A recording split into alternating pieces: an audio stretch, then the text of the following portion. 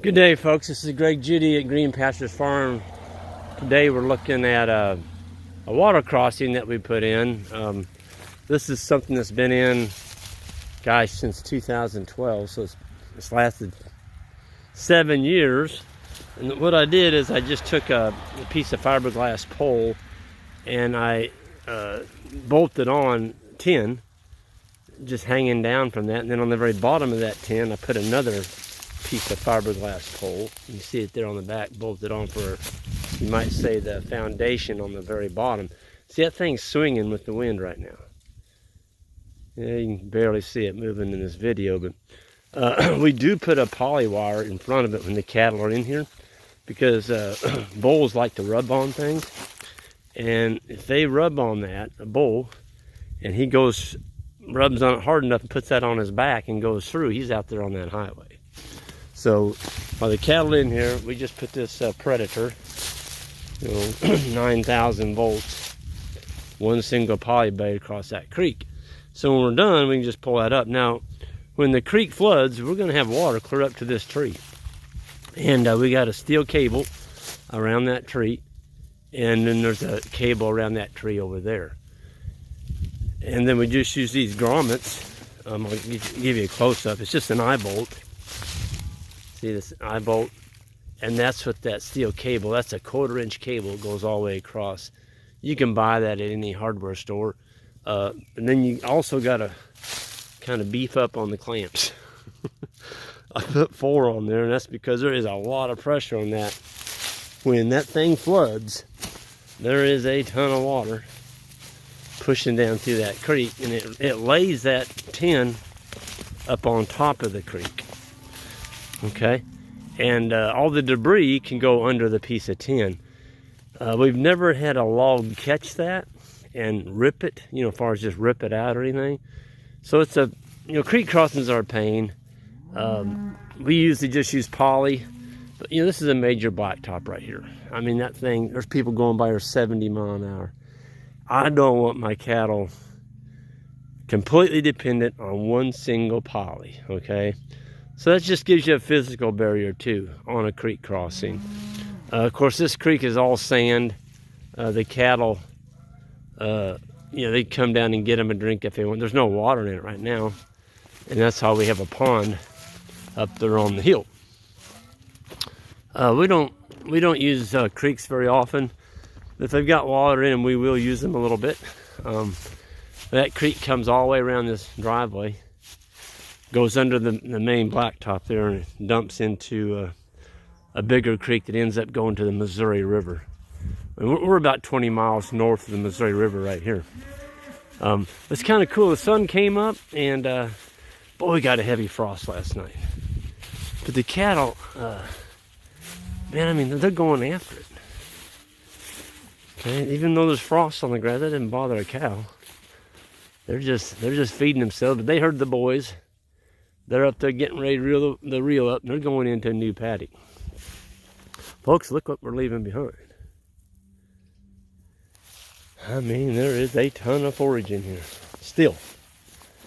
But you know what? It's still going to be there when we come back. Yeah, it's going to be a little bit more browner. It's going to see a whole lot of cold between now and it's supposed to get down to 3 degrees, I think they said, on Saturday. It's 20 out here right now.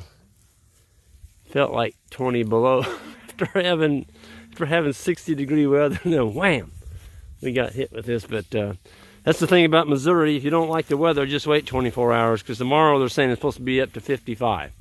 So until the cows are still getting a lot of protein in this clover, some of their tails are dirty. That's going to clean up here in probably the next 7 to 10 days. Because this, you keep hitting clover with, 3, 4, 5, 6, 7 degree weather, it's just going to absolutely freeze the clover out. And it will turn brown, and the cows will be more on the grasses after that, particularly the fescue. Orchard grass is great grass, but it doesn't stockpile very good. It's kind of like clover, when it sees a good hard freeze, it's pretty much done. Fescue, not so much. Stays green, provides good feed all winter long. Can take a whole lot of trampling. It's just got this, I don't know, this wonderful attribute about being the best winter feed there is, because it makes your cows do that. And you know, we're talking fescue, of course. We're talking the dirty fescue, the Kentucky endophyte infected. Actually, the term is Kentucky 31 endophyte infected fescue. And what that means is it's got endophyte in it that restricts blood flow to the extremities of the animals. And some animals can take it, some animals can't. And so what we've done is we've gotten rid of the animals that can't take it.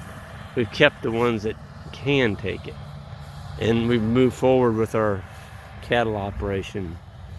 The other management strategy, good or bad, you know, depending how deep a pocket you've got, you can spray it. I don't recommend it, but people are doing it. You know, you spray the Kentucky 31 and kill it, and then you put in the friendly endophyte, and you know, it's better feed, but it costs you some money to do that. Okay? And there's no guarantee you're going to get a stand. This stuff here, this Kentucky 31, I've got it. It's free. It was here. I'm going to use it and make a good living with it. But yeah, the cows are doing fine. I mean, golly, there's a lot. This is the famed cocklebur field that I wrote about in my book, Comeback Farms. This was just solid cockleburs when we leased this farm. And it was a soybean field, and just soybeans, soybeans, soybeans, soybeans. And today it's, golly, it's just wonderful. Got everything in here. 875 goes, you know what, it's pretty good eating too. Folks, the animals, I had a guy email me yesterday and go, Greg, it got cold and I've taken my animals off the pasture. And I'm like, okay, what are you going to feed them? Well, you got to feed them hay. Folks, just because it got cold, your grass is still good. Grass is still good. The animals do fine on this grass. Now, when you take them off of that grass because it got cold, then you got to get them up. Now you're working for the cow. You got to put feed out for that cow in the form of hay, which you had to buy, or maybe you put it up on your farm, but you still got some money wrapped up in it. These cattle, look at them, man. They're headed over there. They're going to get moved onto a beautiful fresh pasture this morning. You hear them bawling right now, but there won't be any bawling here in about 5 minutes. Everything's going to be chomping down. I'm going to get off of here. My fingers are getting cold. It's chilly out here this morning, but the cows are ready to go eat to a new paddock. Everyone have a good day.